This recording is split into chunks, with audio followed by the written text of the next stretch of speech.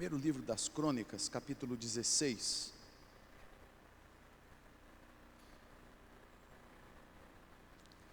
Primeiro livro das Crônicas, capítulo 16. Nós vamos ler dos versículos 1 até 36. O texto é um pouco longo, é muito rico.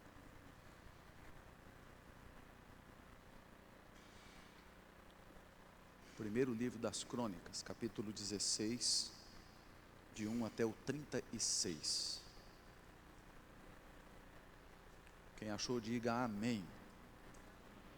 Quem não achou, diga misericórdia. Então todos acharam, né? Vamos lá. Introduziram, pois, a arca de Deus e a puseram no meio da tenda que lhe armara Davi. E trouxeram holocaustos e ofertas pacíficas perante Deus. Tendo Davi acabado de trazer os holocaustos e ofertas pacíficas, abençoou o povo em nome do Senhor. E repartiu a todos em Israel, tanto os homens como as mulheres, a cada um bolo de pão, um bom pedaço de carne e passas. Designou dentre os levitas os que haviam de ministrar diante da arca do Senhor e celebrar e louvar e exaltar o Senhor, Deus de Israel, a saber, Asaf, o chefe, Zacarias, o segundo, e depois Jeiel, Semiramote, Jeiel, Matitias, Eliabe, Benaia, Obed-edom e Jeiel, com alaúdes e harpas. E Asaf fazia ressoar os símbolos. Os sacerdotes Benaia e Jaaziel estavam continuamente com trombetas perante a arca da aliança de Deus. Naquele dia foi que Davi encarregou pela primeira vez a Asaf e a seus irmãos de celebrarem com hinos o Senhor. E aí vem então os hinos.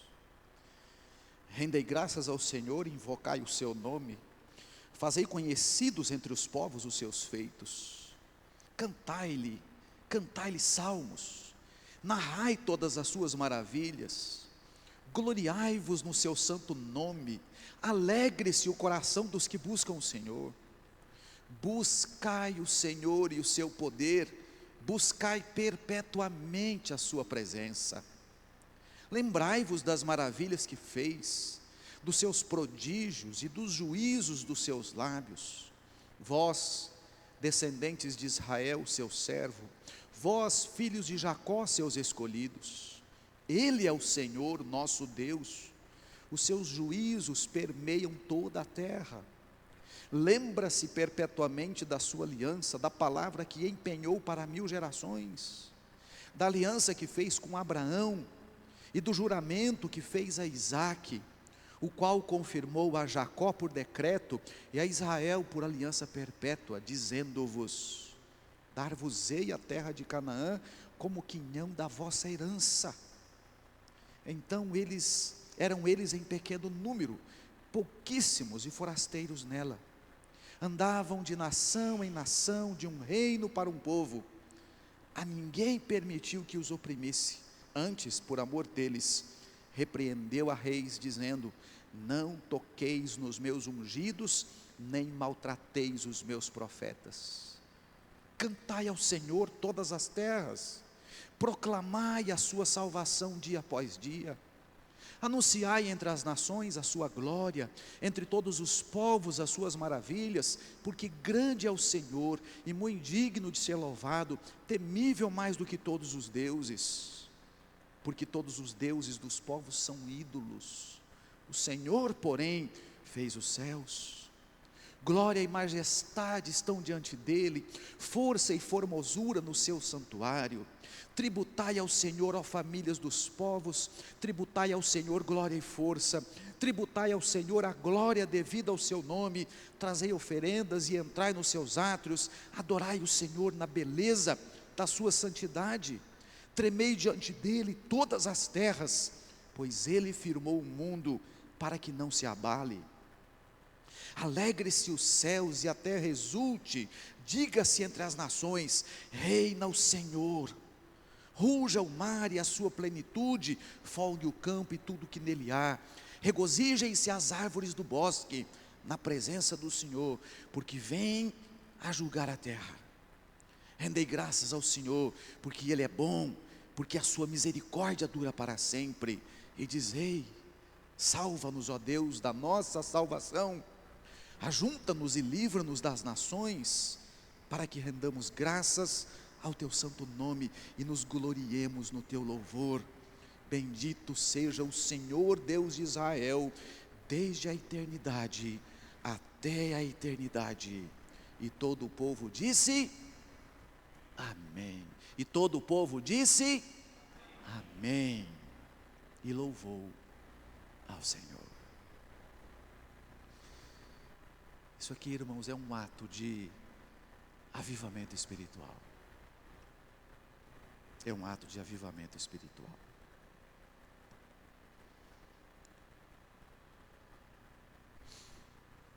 O nosso tema nesses próximos meses, até o início do mês de dezembro, é imperativos para um avivamento espiritual. O texto que nós acabamos de ler inicia com a informação de que a arca de Deus foi trazida. Então a gente deve se lembrar que a arca da aliança ficou perdida, entre aspas, não perdida, mas os filisteus a levaram. E durante um período de aproximadamente 7 meses, a arca da aliança ficou em poder dos filisteus, só que deu um problemão danado para eles, e eles devolveram a arca. Mas ela não foi para Jerusalém, ela ficou numa outra região próxima de Jerusalém, chamada Kiriat Jearim, por cerca de 20 anos. E o texto que nós lemos inicia exatamente no momento em que a arca da aliança está sendo transportada de Kiriat Jearim para a cidade de Jerusalém. A arca da aliança, queridos, funcionava para o povo de Israel como uma espécie de demonstração da presença visível de Deus. Os irmãos devem se lembrar que ela ficava dentro do Santo dos Santos, e somente o sumo sacerdote uma vez por ano entrava naquele lugar. Mas quando o tabernáculo era desmontado para que o povo saísse e continuasse a sua peregrinação até a terra prometida, a arca da aliança era levada pelos levitas e ela ia à frente. E aquilo simbolizava como se Deus estivesse indo à frente, um pouco adiante, e o povo seguia aquele objeto sendo conduzido e levado pelos levitas. Era a presença de Deus que ia à frente deles, preparando o lugar e mostrando o caminho por onde eles deviam passar. E quando Davi traz a arca de volta para Jerusalém, essa chegada da arca é marcada por uma grande manifestação de alegria, de entusiasmo. A arca está na cidade santa. E Davi manda construir uma espécie de tabernáculo, uma tenda, para que ali fosse abrigada a arca da aliança de Deus. O seu filho Salomão, posteriormente, haveria de construir o templo, e ali haveria um lugar específico para a arca, dentro do compartimento Santo dos Santos. E no meio dessa celebração, e que nós lemos aqui com uma espécie de fervor, uma leitura atenciosa desses versículos, nos emocionam, nos faz penetrar para imaginar e ver como é que eles receberam a arca, o símbolo da presença de Deus entre eles. E pelo menos numa leitura atenciosa, o coração da gente palpita mais forte, de ver exatamente como que o povo celebrava a presença de Deus entre eles. E então, essa celebração, nessa coletânea, e aí os irmãos percebem que na leitura desses salmos aqui, nós encontramos no livro dos Salmos trechos onde essa leitura acaba sendo distribuída em vários salmos lá. Então aqui é uma coletânea. Mas aqui nós encontramos algo extraordinário, irmãos. que no meio dessas declarações todas, dessa celebração e o reconhecimento da chegada em Jerusalém da arca, e eles reconhecem que somente por causa de Deus isso estava acontecendo. E dentre as extraordinárias declarações que nós enxergamos aqui, nós chegamos no versículo de número 11, onde nós encontramos um imperativo que é o foco do nosso estudo na noite de hoje. E nós lemos: buscai o Senhor e o seu poder, buscai perpetuamente a sua presença. Buscai o Senhor. Então é com base nesse versículo 11 que nós extraímos o tema para hoje, onde nós vamos estudar então mais um imperativo para um avivamento espiritual. E o imperativo é esse: buscai o Senhor. Nesse contexto de celebração, se levanta, se canta, se declara: busquemos ao Senhor, buscai o Senhor. E é isso que nós queremos entender, irmãos, a necessidade que nós temos de buscar o Senhor. É um imperativo. No entanto, eu gostaria de estudar esse texto, embora seja um imperativo, mas numa perspectiva que a gente não entendesse o imperativo por ser um imperativo, mas de entender com profundidade como é que nós podemos obedecer esse imperativo e não somente olhar para o imperativo como um imperativo, mas considerar algumas questões importantes para que nós nos sintamos motivados para obedecer o imperativo por paixão, por desejo profundo, por uma comoção, por uma consagração, por uma dedicação, com alegria, com algo que parta do coração e não que é simplesmente um mandamento e a gente ouve Deus dizendo, mas talvez numa espécie de: se vocês não me obedecerem, eu vou castigar vocês. O que nós podemos considerar para entender esse imperativo e desejar profundamente obedecê-lo por grande paixão, por grande amor, por grande desejo, por grande comoção, por grande devoção a Deus?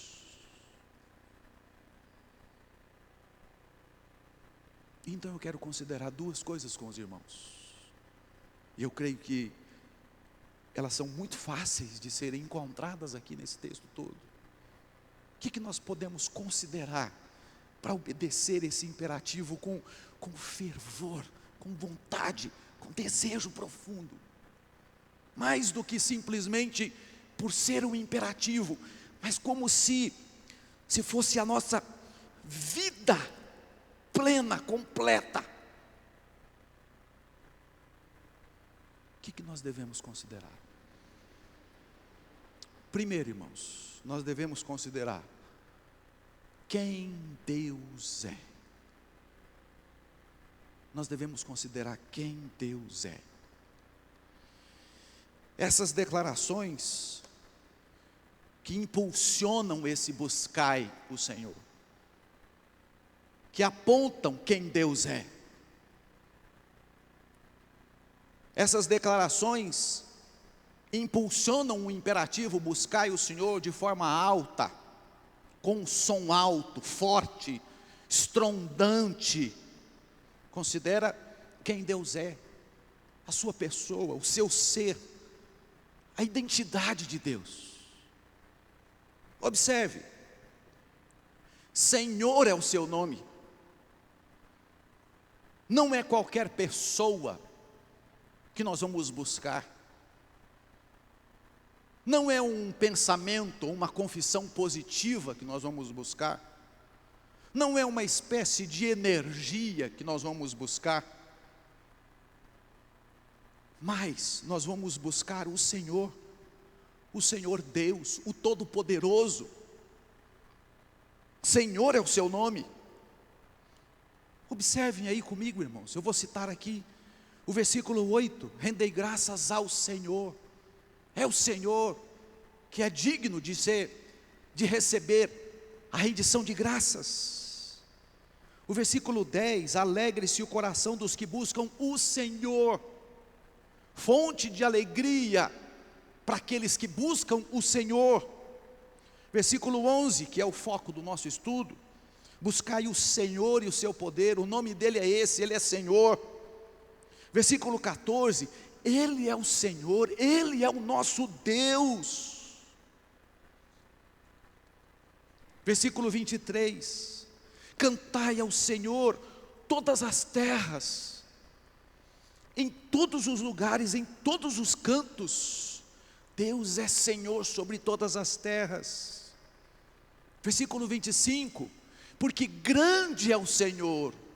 Não é um Deus minúsculo, não é um Deus que é passível de cometer erros, não é um Deus pequeno.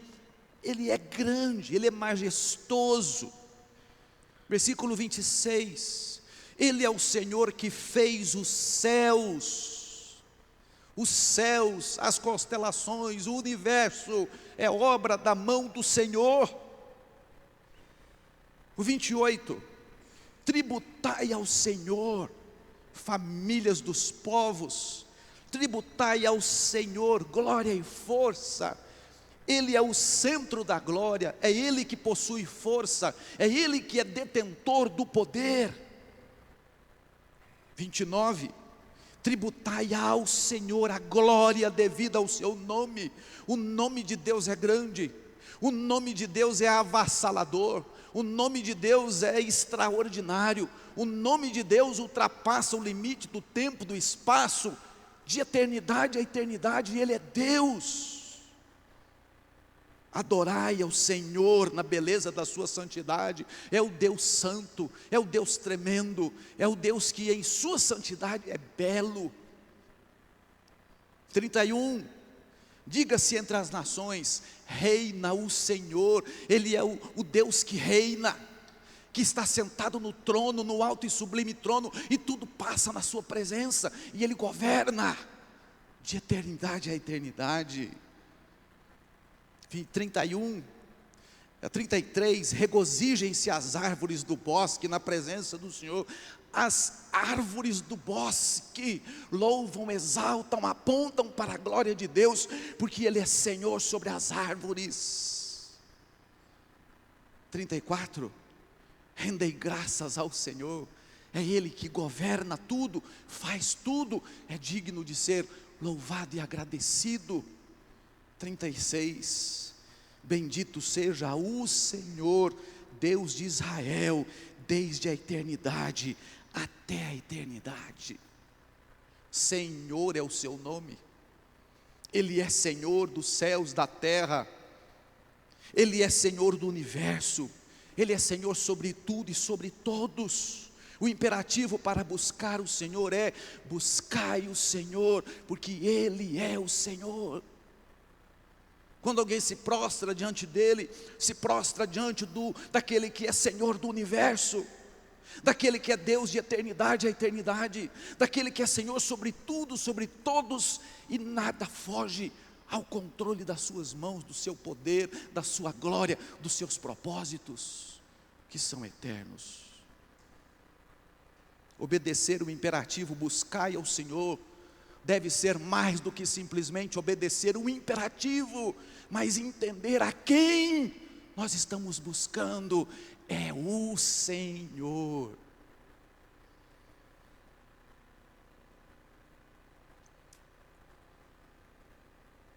Buscai o Senhor e o seu poder, buscai perpetuamente a sua presença. Esse é o imperativo. Não é o imperativo por um imperativo, mas é entender quem nós estamos buscando: o Senhor.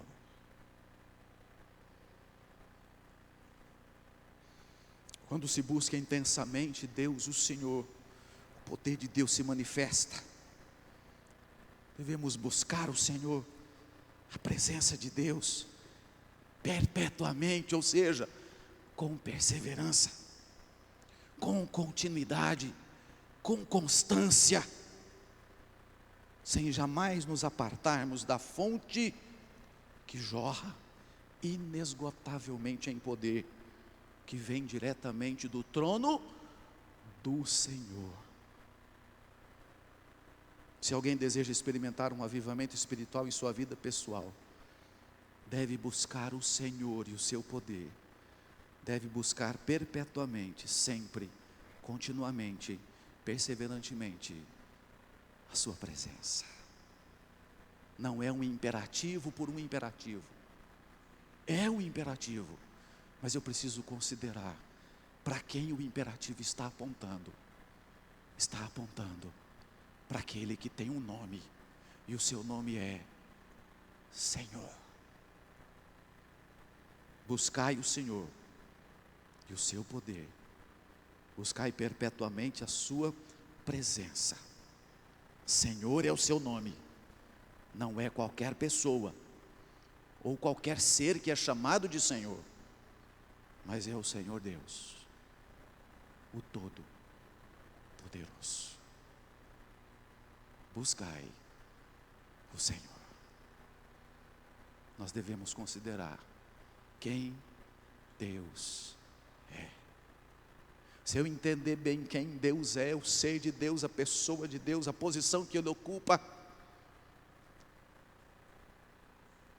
eu tenho desejo de buscá-lo, de saciar a minha sede, de matar a minha fome, de encontrar a plenitude do que eu encontro somente nele, e em mais nada, e em mais ninguém. Ele é o Senhor.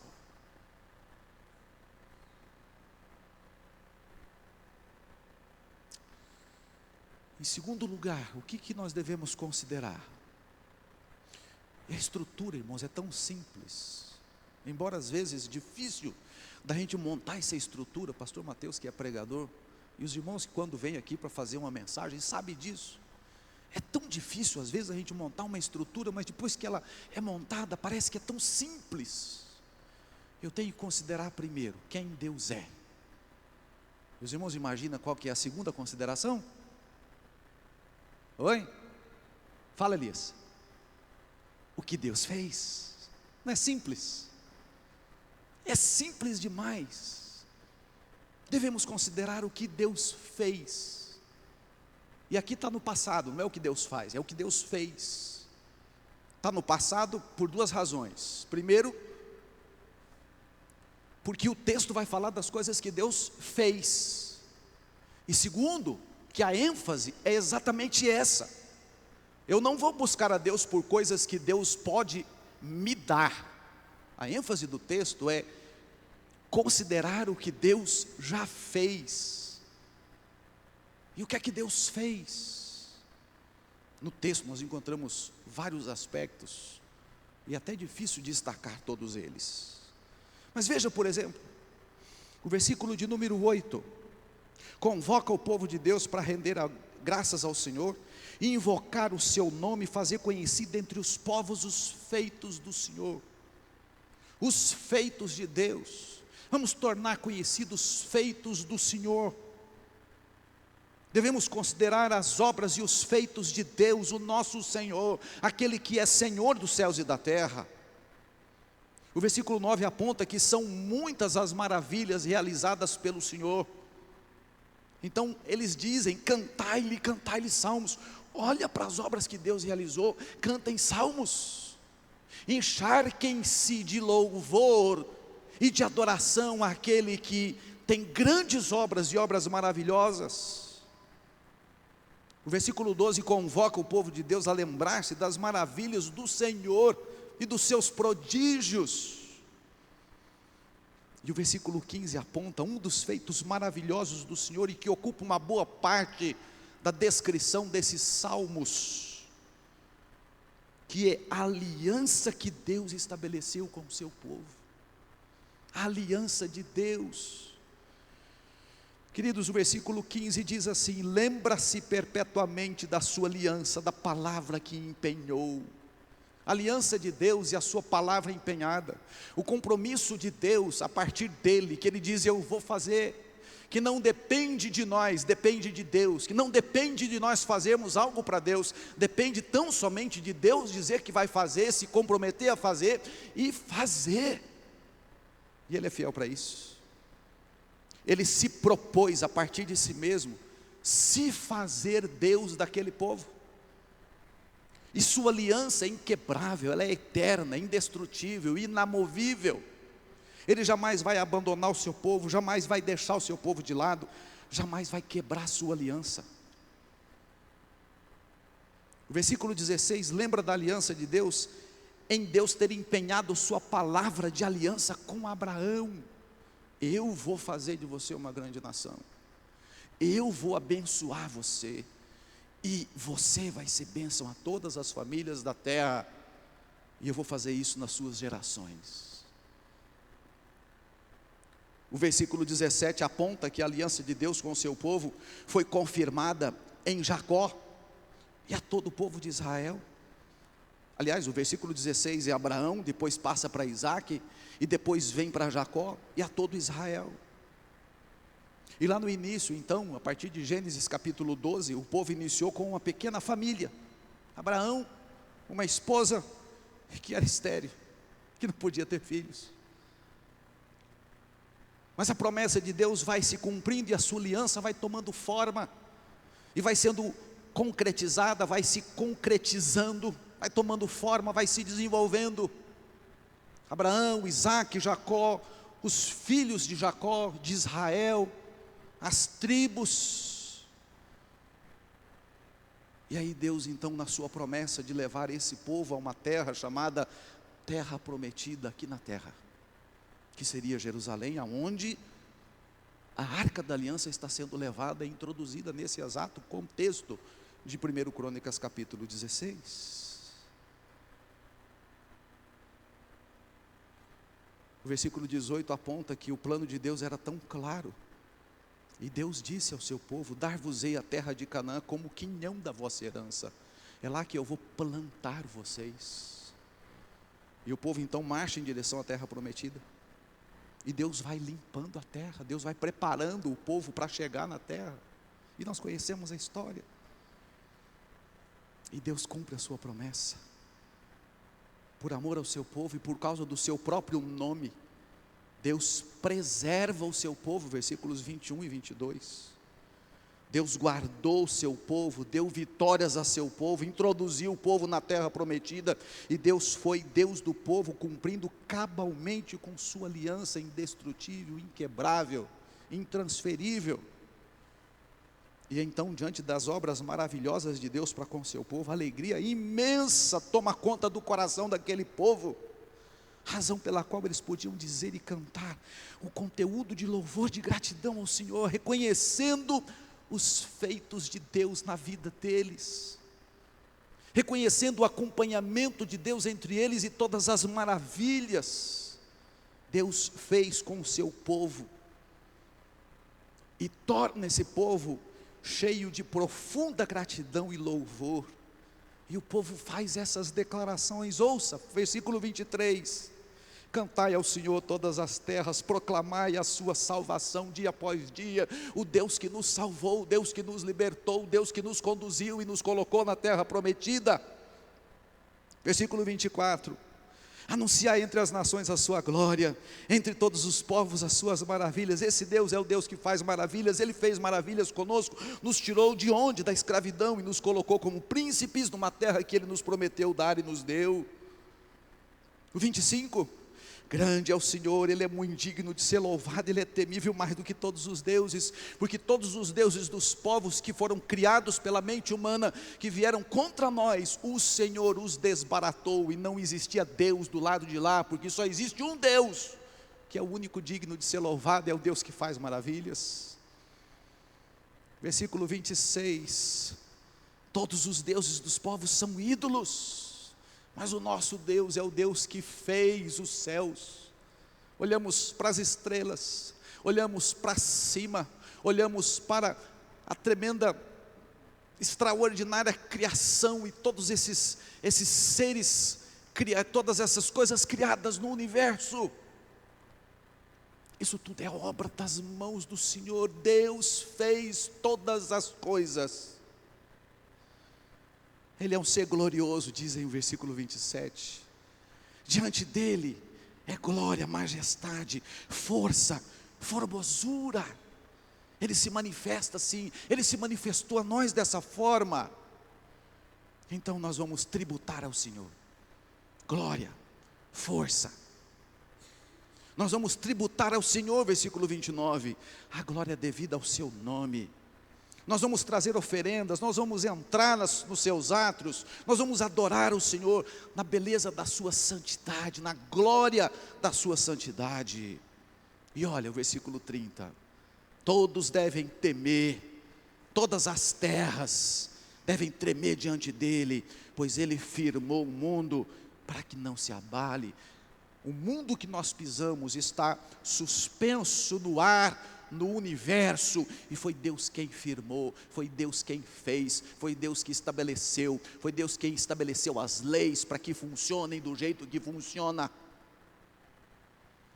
Rendei graças ao Senhor, versículo 34, Ele é bom, é o Deus bom que se manifestou bom para conosco, é o Deus que tem a sua misericórdia, que revela a sua misericórdia a nós e dura para sempre. Então quem considera e pondera profundamente nas obras que Deus realizou, certamente buscará a Deus intensamente, perseverantemente, com vontade, com dedicação profunda, com devoção plena. Quem entende quem Deus é e quem entende o que Deus fez, não precisa de imperativo para buscar ao Senhor, porque isso comove por dentro, toma conta, queima e o leva a buscar ao Senhor, porque Deus é Deus. Quem deseja experimentar um grande avivamento espiritual, não precisa de imperativo, precisa olhar para quem Deus é e para o que Deus fez.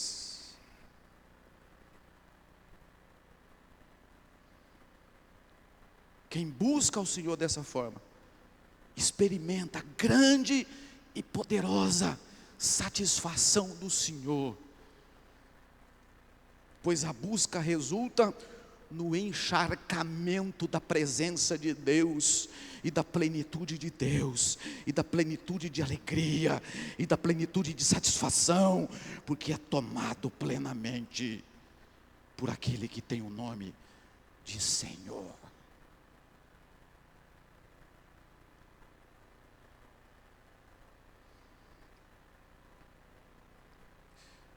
Deus deseja que o busquemos de todo o nosso coração, e Ele está esperando por isso. Como é que nós sabemos que Ele está esperando? Porque nós encontramos um montão de imperativos nesse sentido.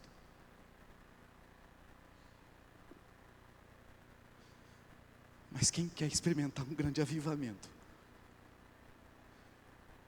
não precisa de imperativo, porque no seu interior ferve e queima pelo desejo de Deus.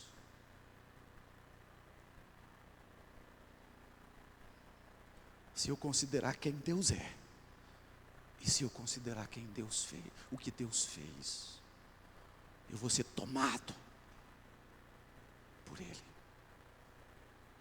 numa busca intensa.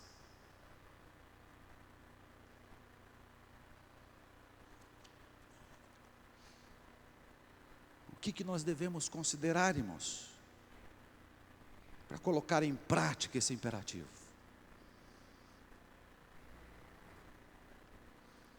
Para colocar em prática esse imperativo, nós devemos considerar quem Deus é e o que Deus fez. É simples, não é? É simples ou não é? Mas ao mesmo tempo que é simples, parece tão difícil, não é verdade?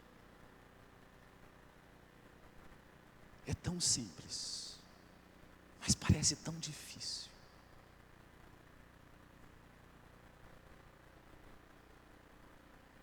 Deixe-me tentar trazer mais alguns encorajamentos aos irmãos. diante de todo esse quadro, irmãos, o que eu preciso saber então? Eu preciso saber que Deus é o Senhor. E preciso saber que Ele se fez nosso Senhor. Ele é Deus, irmão. E Ele é o seu Deus.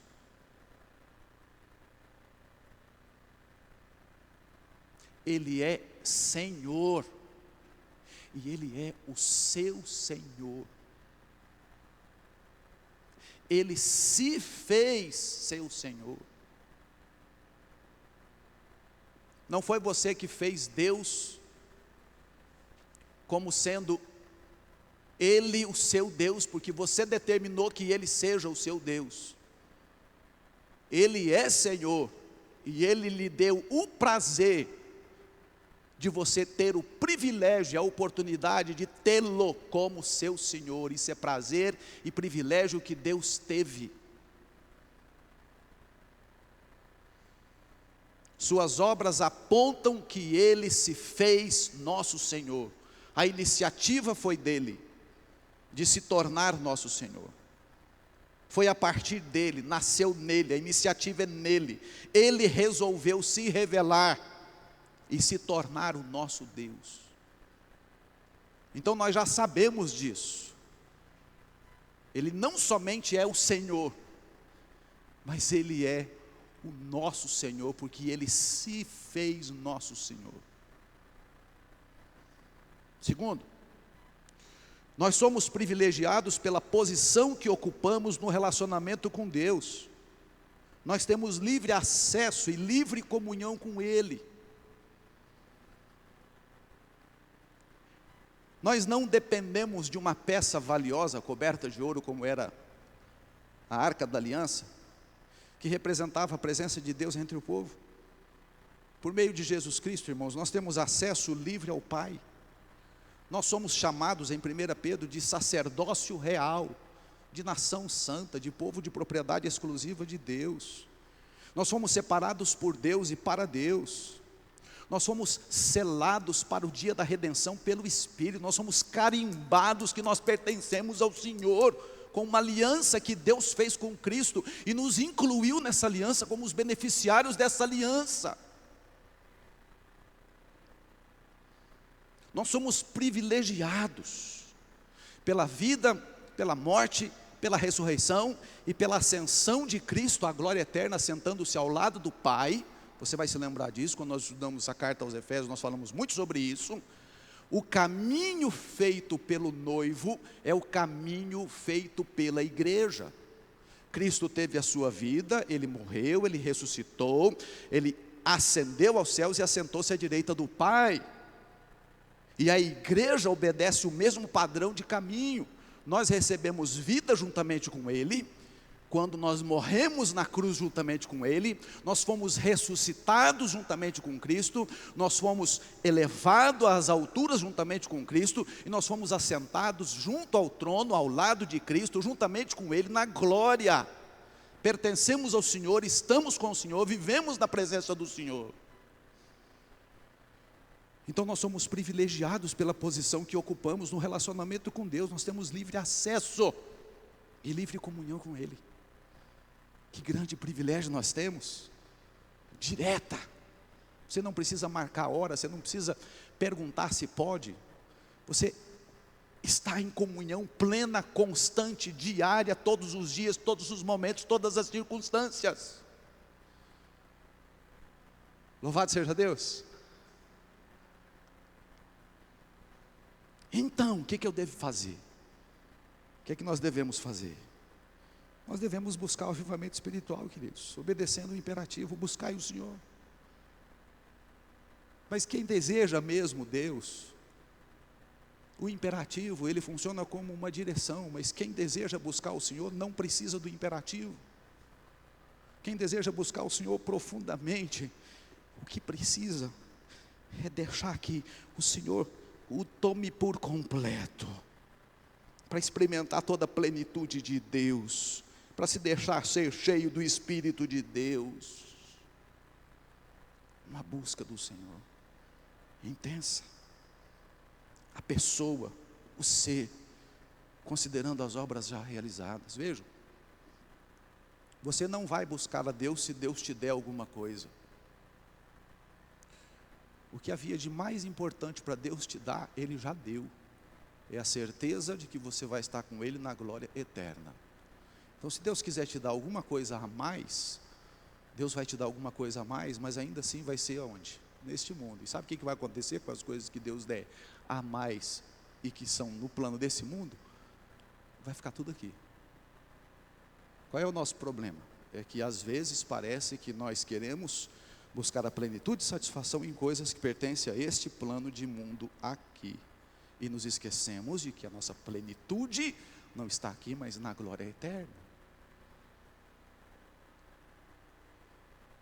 Então eu não preciso de mais coisas de Deus. Se Deus quiser me dar, amém. Se Ele não quiser me dar, louvado seja o nome dEle. Os irmãos lembram daquela oração impressionante do apóstolo Paulo, intercedendo pelos crentes de Éfeso? Pai, eu rogo que o Senhor dê a eles, não mais bênçãos espirituais e nem bênçãos materiais, mas eu rogo que o Senhor dê a eles olhos bem abertos, coração claro, para entender com profundidade o que o Senhor de fato fez por nós. É isso que nós precisamos. Considerar as obras de Deus, mas nós consideramos as obras de Deus pelo fato de Deus ser quem Ele é. Já somos do Senhor, Ele já se fez nosso Senhor e nosso Deus, já estamos salvos por sua graça em Cristo. Então nós precisamos tão somente buscá-lo intensamente e desfrutar de sua presença santa, bendita, e experimentar de uma plenitude de satisfação naquele que é o Senhor, que se fez nosso Senhor e que já fez todas essas obras em nosso favor. Então, diante desse quadro e da beleza desses salmos, eles concluem: buscai o Senhor e o seu poder, buscai perpetuamente a sua presença. Quem quer experimentar um grande avivamento espiritual, busca o Senhor com intensidade e considera quem Deus é e considera o que Deus já fez, e vai encontrar satisfação plena, porque vai ser totalmente encharcado, plenificado na comunhão com o Senhor, numa vida com Deus, numa plenitude em Deus. Que Deus nos abençoe, irmãos. Amém?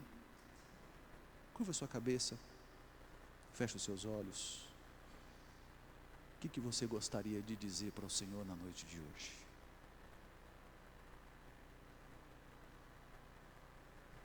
Faça uma oração.